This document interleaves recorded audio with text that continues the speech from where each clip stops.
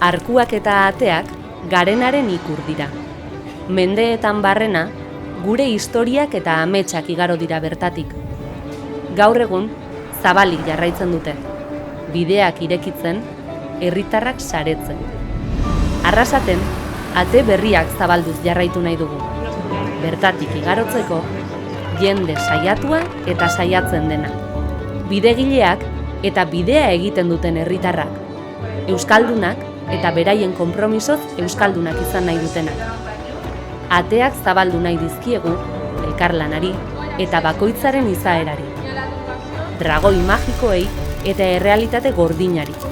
Nagusien jakinminari eta txikien ilusioari. Horrelaxe bizi nahi dugu Arrasaten. Ate berriak zabalduz.